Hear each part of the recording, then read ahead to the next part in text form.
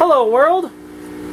As you can see, I've got it focused. I can make basic cuts. Of course, this isn't with the CNC side of it. It's me manually pushing it through, but of course you got to focus it somehow, right? So what I wanted to do real quick was show you a cut. Of course, I'm reaching from this side, not that side, because that side is where the beam comes from, and I really don't want to have a, you know,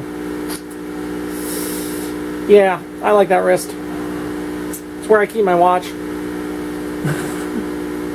Okay, so first we're going to show you the beam. Very, very tiny little beam. See the little speck? Then we're going to cut this right off. Watch this.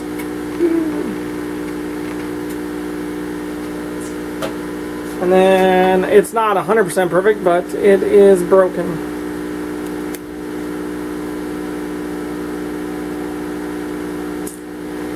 Very cool. I have some acrylic, very thin stuff left over from another project.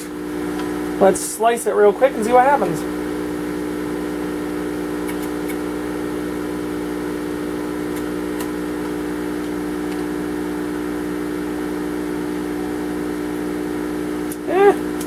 Not a perfect focus.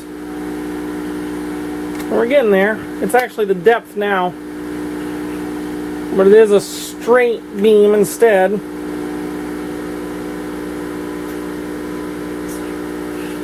Do a piece of cardboard. Watch this. If you look really closely, the UV beam actually turns to visible light for a brief moment at the beginning.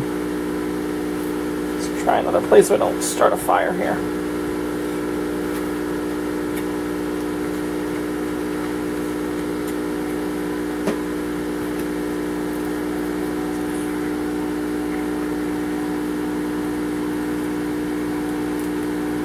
See, it almost has it. If I went a little bit slower, probably.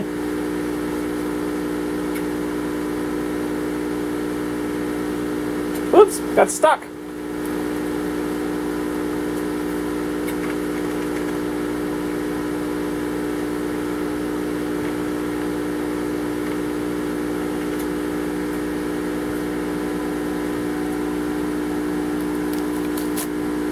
There we go.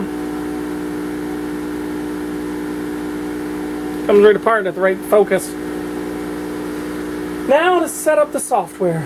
Linux CNC seems to be a little bit confusing, but we'll get that figured out, no problem. I can actually do that whenever I'm not around the laser, of course.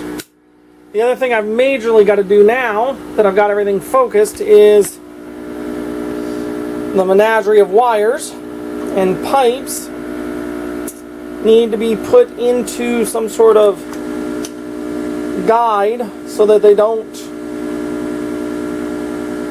get tangled up whenever the thing moves. I've already had to do some playing with this in order to get this figured out. Hopefully I've got this figured out. I've been playing with it, the air pipe. It's not the most important thing in the world, but it definitely helps. I just don't want it to get snagged on the guide rail. But the water pipe is the more important thing, and of course we have the positive wiring and the negative wire to the laser, right there. And of course we have all the motor wires. I've zip tied them together so that they start to be together, but I've got some flexible guide rail or guide plastic that I can put on there and get it going so that I don't have any problems. Until next time.